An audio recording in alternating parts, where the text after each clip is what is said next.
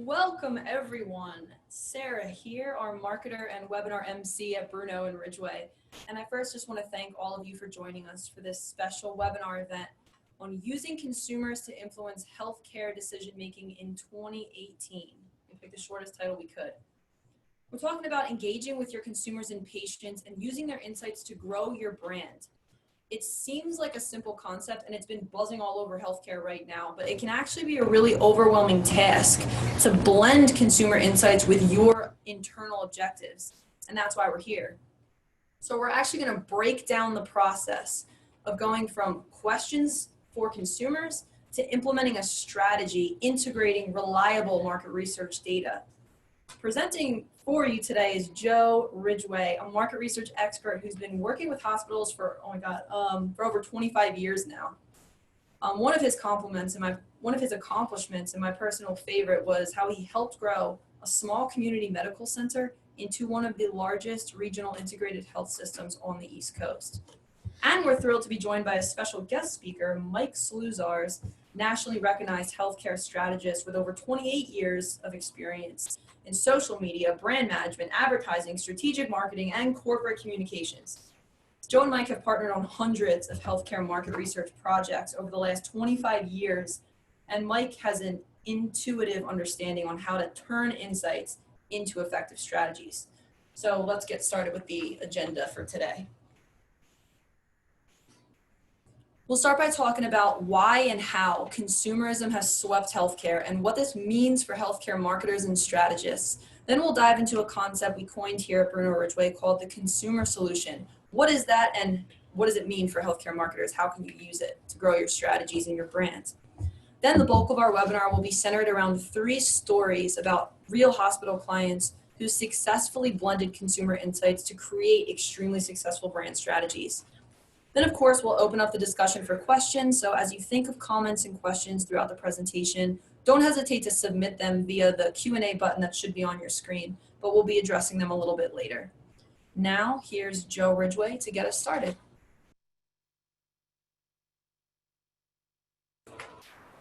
Sarah, thank you for such a wonderful introduction. And I'd like to thank all the attendees today for joining us on this webinar.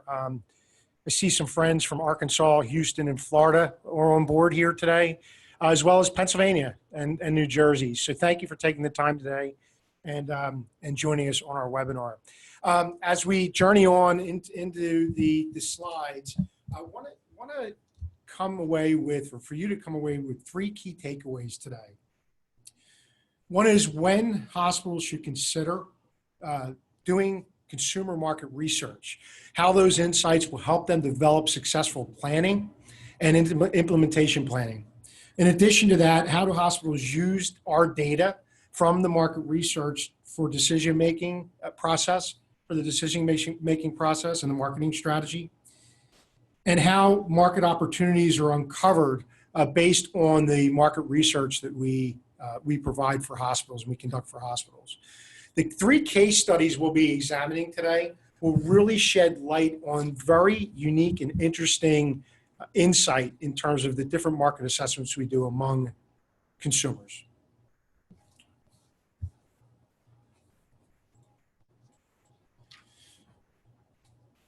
So to start out, before we dive into the interesting case studies, it's very important to point out what consumerism means. Okay, and what it means in today's healthcare climate.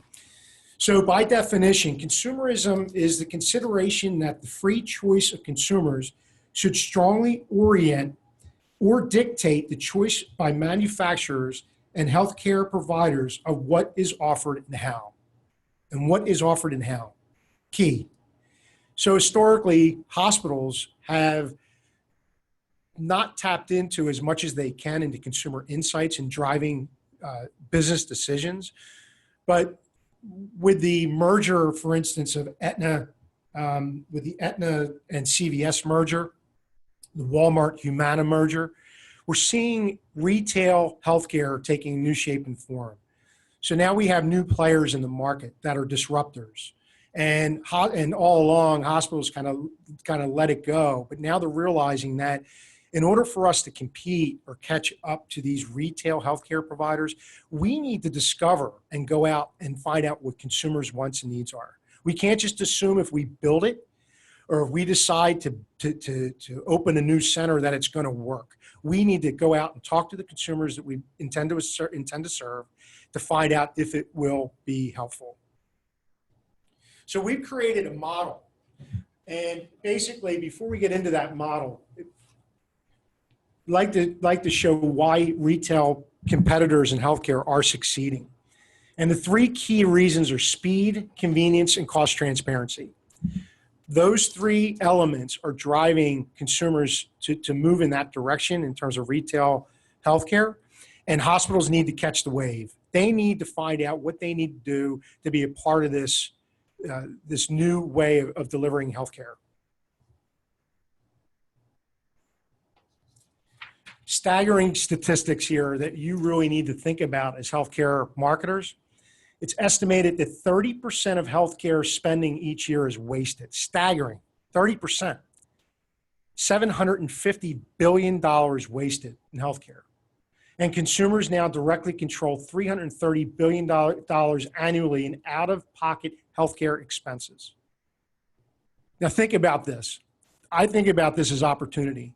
And I think about it as, look, we have, if we do things the right way and we go out and discover and try to understand what we need to offer our consumers, our customers, that we have an opportunity to capture some of these dollars and also to transform how consumers are purchasing healthcare.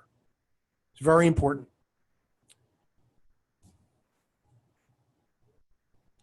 So recently, actually at the end of December, we had the honor of attending the Healthcare Marketers Conference in Princeton, New Jersey. And Mike Slusarz, who's on the call with us today, invited Richard Miller, CEO of Virtua Health, to speak at this conference. One of the things, it was an eloquent speech, and he spoke to us for about 45 minutes. One of the things he left the marketers in the crowd with was this question or this quote. He said, the rise in consumerism is real. We need to do market research on our consumers to find out what they think, what they like, and what they want from us as healthcare providers. Very powerful statement. And after he spoke and I mingled the room with the healthcare professionals, one of the things I heard was, well, it's great, but how do we do it? You know, what are we supposed to do and how do we do it? Well, that's where we come in. And that's where we can help you with your strategy and determine the best use of market research and how it will serve you in making strategic business decisions. So before we move on to the next slide, you know, as you as healthcare marketers know, with the mergers and acquisitions and bankruptcies of hospitals, one of the things that's driving this is the fact that hospitals have not caught up to the wave of how healthcare is purchased and how people seek healthcare. And through market research and in the case studies you'll see in a couple minutes, you'll see that there are ways to find out what you should be doing in a very meaningful way. So we call the use for market assessment, consumer market assessment research, we call it the consumer solution. The consumer solution is just the strategic process of letting consumer insights drive decision-making while creating unity between market research data and internal ideas and objectives. What does that all mean? Okay, sounds good, but what does it mean? And what it means is there's a four-tier process that we like to think about in market research and how it relates to our hospital clients. First, you have to establish a question. So are we meeting the key question that we hear today from those that are actively, for the hospitals that are actively conducting research, like the Mike Slusarz people of the world, is are we meeting the wants and needs of our customers? Are we providing what needs to be provided to our customers? Okay. And are we doing it in a cost-effective way? Number one, so we question. Number two, we discover. And what that means is we discover what type of market assessment is necessary, should be considered to get at consumer feedback and what the true wants and needs are. Next, we build. So what insight do consumers offer that will help build our business plan and marketing strategy? And finally, and this is where Mike will come in, is how is that plan implemented? What did the hospital or the healthcare system do with the information that was gathered, that relevant and important information to build their plan and implement their plan? So now we get into the fun stuff. Here we go. So these next 3 case studies are actual studies we did within the past couple of years and with direct influence from Mike Slusarz. And before we get to Mike, I want to introduce the first case study. And the first case study is about informed investing. Very important. So a hospital client wanted to build a new state-of-the-art outpatient center in New Jersey. A couple of important facts about this. The plot of land had been purchased, and the project was confirmed, and the C-suite management at the hospital wanted to move forward with the project. They were confident in the equity in the brand, and they knew that the brand by itself had tremendous positive results in the community, but they wanted to see what they needed to include in this new outpatient center. So the question, what services and features should we invest in for our new outpatient center? So Bruno Ridgway, we constructed a survey instrument to go out and talk to consumers. We conducted a consumer market assessment, or we call CMA study, to measure community residents' likelihood to use the center, as well as what to offer in the center. Very important. So not in any particular rank order. These were what our hospital client wanted to find out, whether or not to include these services and features in the outpatient center. So everything from 24/7 care, 365 days a year, to accepting all major insurances and everything else in between. So this is what we went out and sought to find out from consumers, what they wanted, what they really wanted, and what was needed in this new outpatient center. So what did we find out? We found the must-haves had to be the 24/7 emergency care at the center, all the way down through mammographies and actually even a parking garage. In the area where they built this outpatient center, there was problems with parking, meter parking, so the parking garage was a major thing that consumers wanted to see at the center. What they didn't want was eye care, subspecialty orthopedic care, and selected pediatric services, as well as support and education programs. Several of these things would have been extremely costly for the hospital to implement. So really they saved by not including these, by doing their diligence and conducting market research. They were able to save money by not including services that were not necessary. Next, I'm going to pass it off to our esteemed guest, Mike Slusarz, to tell us how he implemented the plan.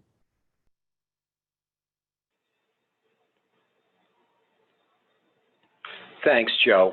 Thanks, Joe, and welcome everybody. What was nice about this research project is the C-suite anticipated that there were needs in this marketplace that we were working in, knowing that we had some competition down there and knowing the geographical footprint pretty well.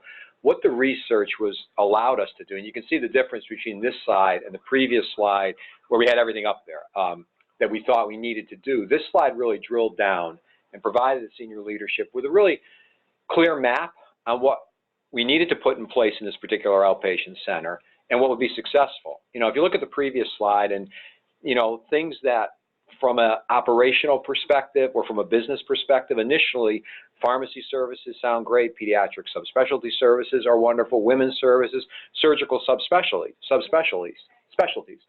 Yet, they require a pretty substantial financial investment, and they're going to require marketing dollars. So what the study was able to allow us to do, a retail model here, is balance out what was needed, what we could actually promote, where there was access and capacity, and not invest in other services that may be expensive, but also would present, in essence, a financial risk for us. So the study was embraced wholeheartedly by the senior management team because, again, it allowed us to develop a solid business plan, make some smart business decisions, put in place the services that were needed. This particular geographical area, as Joe said previously, the system had a strong brand name in this market, so it wasn't about do we need to get into the market and build the brand. Brand was already strong. It was already established. What we needed to come out with was a good product, a product that people could access, a product that we could promote in aligning back to the community with some real strong messaging. What we found in the study is the community really embraced our brand name. It embraced us coming into this particular market where we didn't have a physical footprint. We had a presence, but we didn't have a physical footprint. And it allowed us to really wrap our arms around a campaign that we, in essence, from a messaging standpoint, said in our marketing and our advertising and our PRM strategies that we belong to you. We belong to this market. It is all about you, and we're bringing you the services that you need. So results were relatively phenomenal and relatively quick to attain. The major insurance piece really gave us a leg up because our competitor wasn't participating in all the major insurance plans in that particular market that consumers were using. So it was almost kind of a no-brainer, but the research confirmed that fact that if you engage with and participate in the right insurance plans, we're going to come to you, your brand's strong, we want you here. So we knew just by contracting with the insurance side of the equation, we were going to be successful in some respect, which we were able to do. What was interesting, though, is there's a lot of primary care services in this building, and there's an emergency room in this building. The emergency room almost immediately began to run at full capacity. Need, access, availability, the complete retail model. Primary care side, as all of you know, sometimes it's difficult to build primary care business for practitioners that come into an outpatient center, go under the brand name, maybe lose their individual practice name. But because the research identified the need for these services, so long as we had the right insurance plans in place, there was a baseline of about 1,000 PCP visits a month among 10 practitioners. Within 60 days, we were averaging 2,000 to 2,500 PCP visits a month. Because, again, right service, accessibility, right insurance plans, and a strong brand name behind it. So, you know, the research really helped us, like I said earlier, to put a solid business plan in place, make smart business decisions, not invest in everything like we always want to do, but invest in products that are going to be a win, invest in products that consumers want, and don't add in there things that may make sense for us from a depth and scale and scope perspective, to use industry jargon, but it doesn't make financial sense, because if we put in surgical subspecialties, pediatric services, a pharmacy, think of the marketing investment we're going to have to make to drive that business into the center, when really the consumers through the study said, no need for that. We have access to surgeons. Pediatric subspecialty services are fine. We have our local pharmacy. We think it's a great business decision or a great business model. Research said you might not want to go down that road. We didn't go down that road, and we're able to obviously open an outpatient center to this day that's very successful from a volume perspective, access perspective, and just from a financial perspective. It has just been a win-win across the board for the community, for the health system, and the physicians and practitioners in that market. So I think it was a great way to take a look at using research to build out what you need in a particular center that you were going to open one way or the other. Thanks, Joe. Mike, that was fantastic. As all the people on this webinar could see, you really take research seriously, and especially in all cases, but when you're making a major decision to build a center, you need to make it's an informed investment, and you need to really establish whether or not you're including what needs to be included, the best options and features for the community. One question I have for you, and I just don't remember, but if you can answer, how long did it take from when we started the market research through the actual opening and discovery of how well the center was doing, Mike? How long did that whole process take approximately, if you know that? Yeah, Joe, sure. It was about 2 years, because the smart thing that we did here is we went into the research project with Bruno and Ridgway prior to even putting a shovel in the ground per se. We basically did the smart thing to say, you know, we're going to do this. We've got the capital and the financial backing and the financing to do this outpatient center. We're committed to doing it. What are we going to put in it? We're going to build this building. We're going to build a 3-story structure with all these services. So we basically, Joe, did the research early on, which was smart because we were able to plan out early on. Before we even started to put walls up and doors in and entryways, we already kind of knew what type of service lines we were going to build out. So while the research might have been 18 to 24 months prior to opening the door and treating the first patient, smart time to do the research because we built the building out based on what the research was telling us. Excellent. Thank you. And I knew you'd have the answer to that. I couldn't get rid of the cobwebs to remember how long it took from start to finish. But this is a nice transition into our next case study, which is centered around capturing opportunity and what we mean by that. So for this particular research study, senior leadership at one of our hospital clients was concerned that one of their healthcare systems outpatient centers was losing market share to nearby competitors. So some quick facts surrounding this business objective in question. Leadership believed that the healthcare system had high brand loyalty. They did, however, know that new competition recently entered the marketplace. And over a short period of time, there was a drop in market share. It was only really a short period of time that they noticed a pretty significant drop in market share. So they came to us and what we did was we put together a market research strategy. So the question was basically the bottom line question is, where are we losing market share and where are there opportunities to recapture share? Now they did add some hard number evidence to tell them where they were losing share, but they wanted to get more than that. They wanted to reach out to the community and discover really what was going on and why it was happening. So we conducted a CMA, a consumer market assessment, to gain competitive intelligence as well as pinpoint market gaps. And this research project went very, very well. So what happened? Our results confirmed that women's services were critical in the community. And we were able to identify an opportunity to capture market share by investing in expanding and promoting their women services and their programs. Very important. So all along, they have these wonderful women's services, but they weren't properly promoting them, or they weren't putting enough energy into promoting something that was really needed in the community.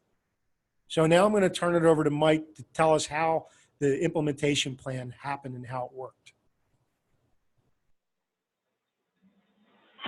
Thanks, Joe. This project was kind of neat and exciting because it really, from a business intelligence perspective, it really put all the pieces of the puzzle together. We had market share data from a third-party source. We had physician leakage perspective from a third-party source. So we kind of knew what was happening in the physician marketplace, where they were referring. And this was a women's services program. So where were they referring? Simply mammographies. Where were the mammographies going from primary care and OBG perspective? What's our market share, as Joe said? Well, the market share going up or down in those areas from an outpatient diagnostic services perspective. So we had the data, but let's overlay the real important data in this. Let's talk to some women. Let's find out who they think of in terms of health systems or hospitals when they need women's services, and let's say mammographies. What doctors are using us or not using us? What types of services are they looking for? What this study was able to do finally as well is it provided baselines. Like we knew from a, let's say, an awareness or a preference perspective from this study, what women thought about our hospital or our system from a global women's services perspective, and what they thought about the competition. So once we did this, we were able to do subsequent surveys down the road. You know, we always talk from a marketing perspective, what's ROI, how are we going to demonstrate it? This is a good way to demonstrate it because you have a baseline study that says, here's where we are against our competition from a female or consumer perspective, and here's where we've gone after the marketing campaign.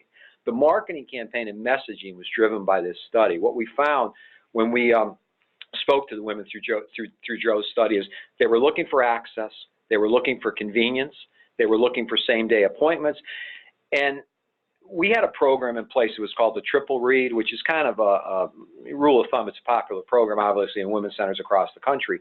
Triple means, obviously, 3 diagnostic professionals are going to read a mammogram.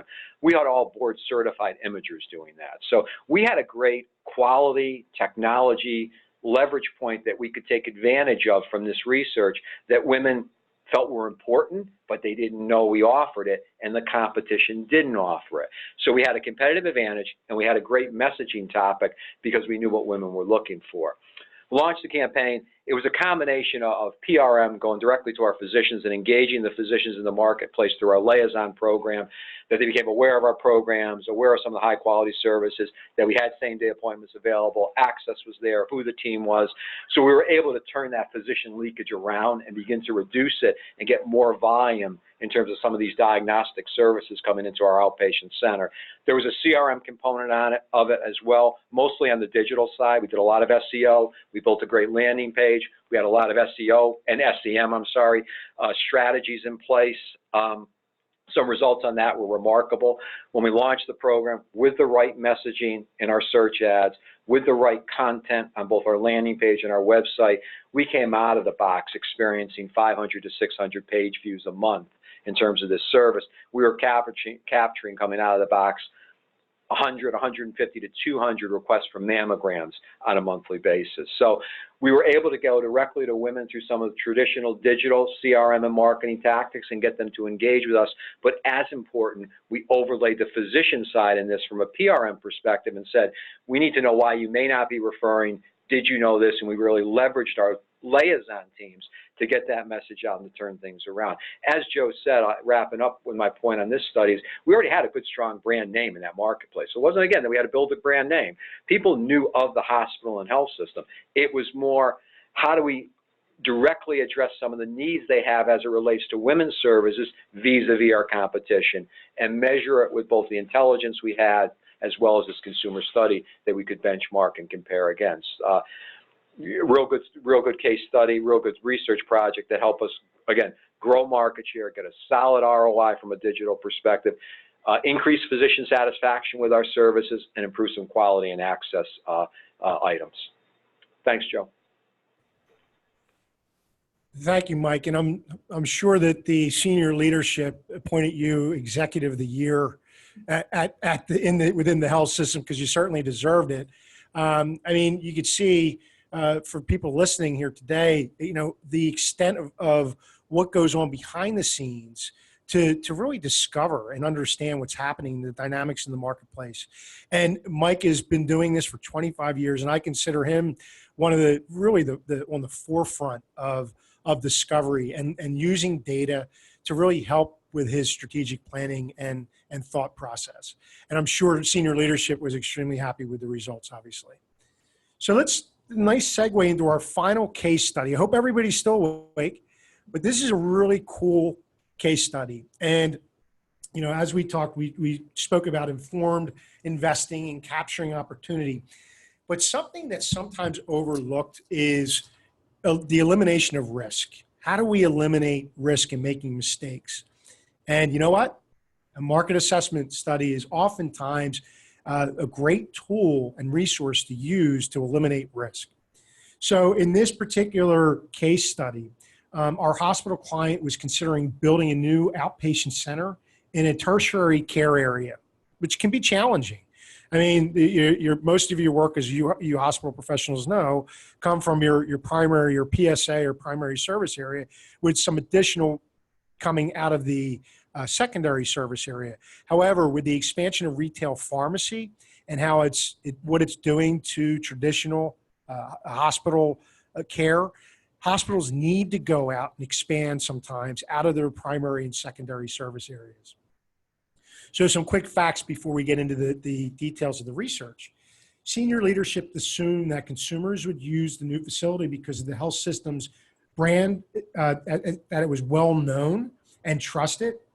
However, a specific geographic location was not identified, and therefore our hospital client was unsure where to build the new center. So just to review again our question. So what was our question? As I stated, will consumers use our new outpatient center? So as in the old Field of Dreams quote, if we build it, will they come? That was the question. Okay, so what we did, we embarked on CMA, and we conducted the CMA to assess the feasibility of the project and consumers' likelihood to use our client's new outpatient center versus existing competition.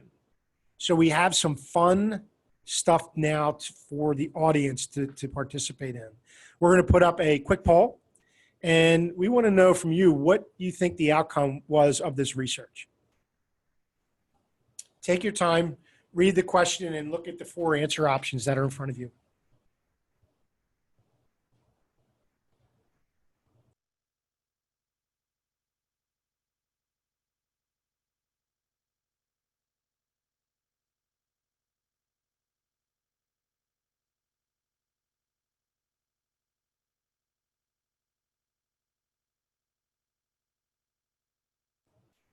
So as you read the question, take your time, answer, read each response, and let us know what you think the outcome was.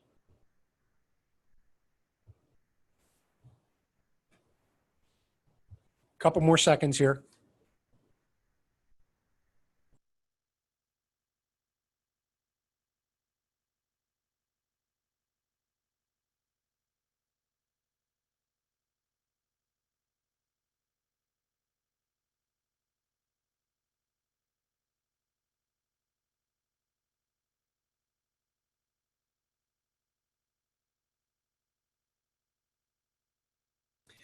Interesting. So we have some geniuses here today. 75% indicated that, yes, it was well known, but consumers are unlikely to switch from their current provider. That is the correct response. So let's take you through what we did. So like I said, we spoke to consumers about the likelihood of using the outpatient center. And surprisingly, there would not be a shift just because of the name to our client's center, because other centers were already entrenched in the marketplace, and obviously consumers were satisfied with the services that they were receiving. So now I'm going to hand it over to Mike to inform us of what they actually did with the knowledge they obtained from the market research. Thanks, Joe. You know, it's funny, you know, what Joe was saying, that this is a study, let me put it the way I'm thinking, this is a study that senior leadership wasn't exactly real excited about the results. I mean, the results were what they needed to hear, but what they felt is what all of you kind of scored in the survey, that we might not be well known, but they're going to come because we're going to be able to get them there. Or they thought we were so well known that it was a no-brainer. But you know what, as Joe displayed on the previous slide, we weren't well known out there. So to open a center out there based on the services that we wanted to offer would have been a terrible investment, because 3 months in, the first words that would have come out of the physician leadership and the administrative team at this particular hospital would have been, why aren't we marketing more? Why aren't we advertising more? No one's coming in.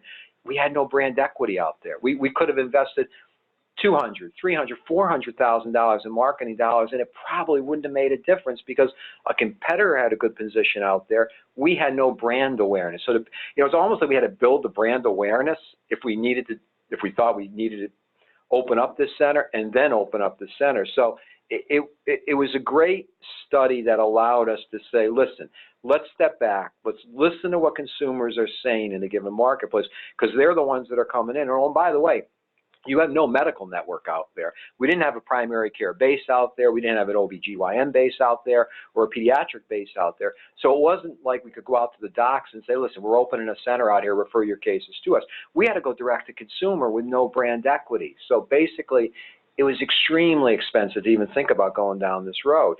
So a message that senior leadership and the medical staff maybe didn't want to hear because they didn't feel that way. But when they saw the numbers and they saw the results of the research and they began to understand what it would take in terms of a marketing strategy to drive business into this center, obviously the hospital under the umbrella of the health system backed away and said we're not going to do this, which was a good business decision. But again, it was the type of message that they really didn't want to hear, but it was the type of message they had to hear, and they embraced it.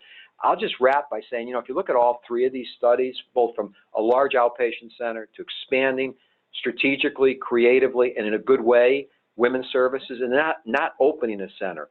All good research, all presented to senior leadership in the C-suite, in a way that, one, they understand it, but two, it drives home the point of what we need to do from a business development perspective. So that's what I always felt with research is I don't know how you go into the C-suite, and I know the challenge is how do we fund it and this and that, but I don't know how you go into the C-suite with a strategy without having some sort of research behind you to show what could or could not happen if you go with this particular program based on what consumers are telling you. So this might have been a message the senior leadership didn't want to hear it, they needed to hear it, and they made the right business decision of not opening the center out in this particular geographical area. Thanks, Joe. Mike, thank you for that insight in terms of what you did and what was implemented. Certainly appreciate that.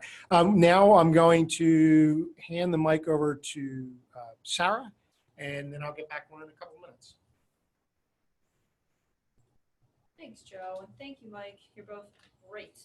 So at this point, we're going to open up the floor for questions.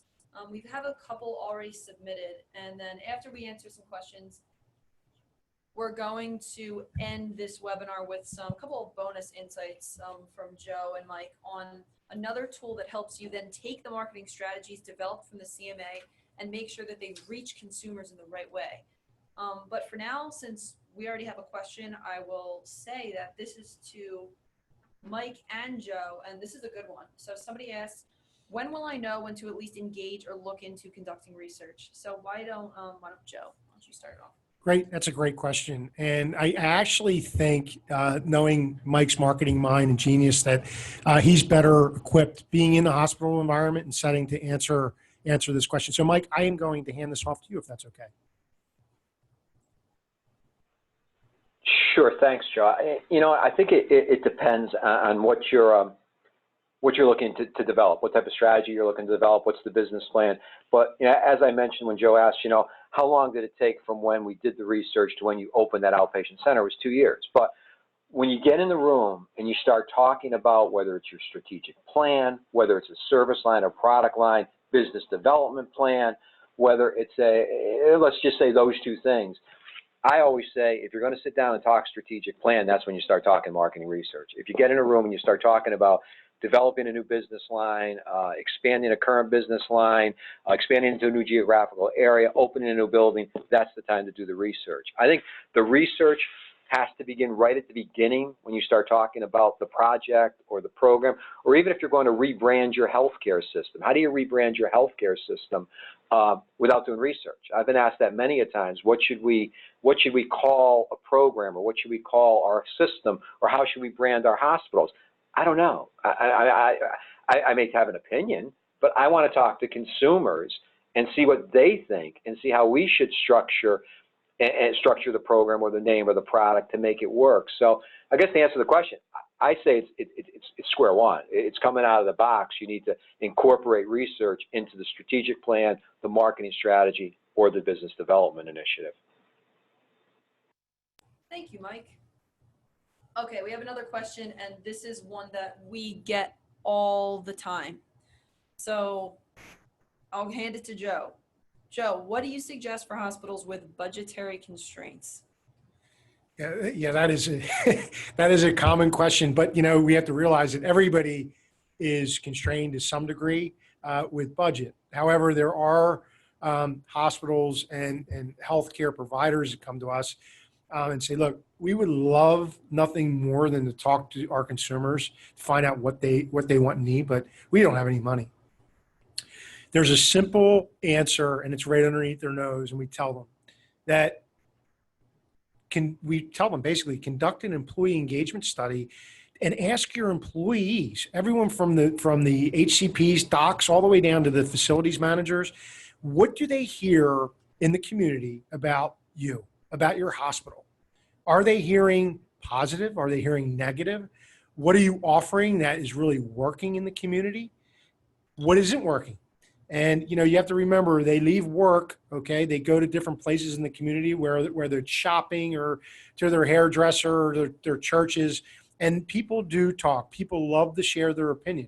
So I say, you know what? It may not be the best way because you're not talking to the actual consumer, but it's a great option and alternative to find out what the beat on the street is in terms of what people are thinking of you and what people are thinking of your competitors.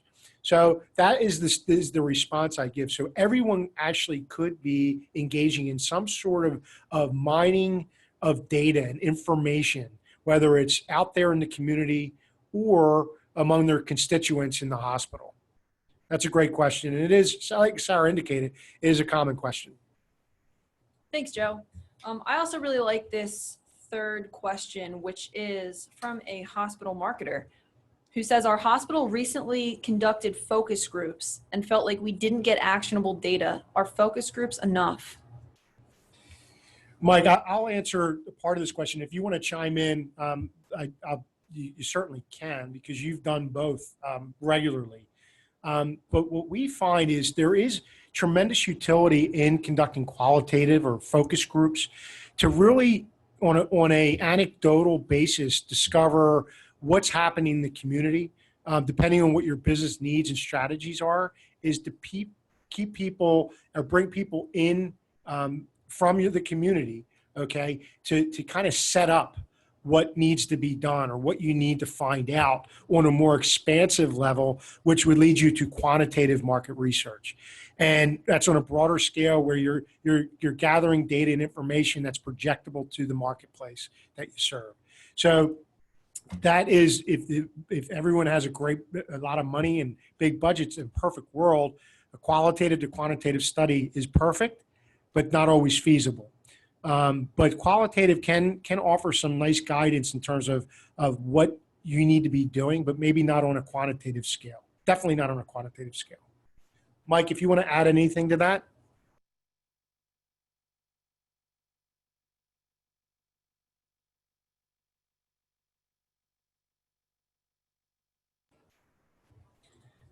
We're going to wrap up with the question portion of the webinar now, but I see there's some questions that we didn't get a chance to answer, but we will send an email and answer them for you. And also, if you have a question that you think of later, please don't hesitate to email Joe or me so we can keep sparking these important conversations.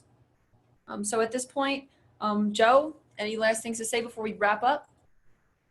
Yeah, Sarah, thank you. 3 key takeaways from what we would have loved for you to discover today is, when 3 key functions of healthcare CMAs that we talked about was invest in the right services and features. Okay, market research will help guide you in terms of offering the best services and features for, in our case, an outpatient center. Capture unforeseen opportunities to better serve your community. So in the case of the women's services, we realized that our hospital client was not really promoting their women's services well and needed to do that better. And also test the feasibility of potential investments. So, we were able to, through research, avert making a horrible financial decision on our client's part. So they're the 3 key takeaways from those 3 case studies that we shared with you today. Thank you, Joe. Thank you, Joe and Mike, and thank you everybody who joined us today. So we hope that you found this webinar valuable, and if you did, be sure to reach out and let us know what you thought. And Sarah, one more thing before everyone goes, and I think this is a very profound quote from somebody who really established a major footprint in the consumer marketplace for buying products and services. And that's Jeff Bezos, the CEO of Amazon. And what he said was, we see our customers as invited guests to a party, and we are the hosts. It's our job every day to make every important aspect of the customer experience a little bit better. I would highly recommend to all of you to save this quote and read it once a day. And that is it. Thank you very much for joining us. Thank you. And we appreciate your time. And I'm sure Mike would love to thank you as well, but we lost him because his phones are down in his office right now as of about 5 minutes ago. So we have to adjust and adapt and move forward.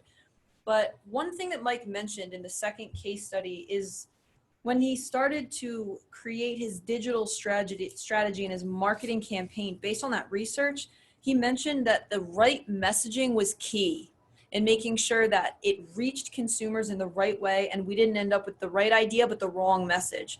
And so what our next webinar is going to be about is, now that you've done all this work, you've done the market research, You've created the marketing strategies. What is the next step? The answer to that is to figure out how to communicate your brand message to the consumer, to your patients.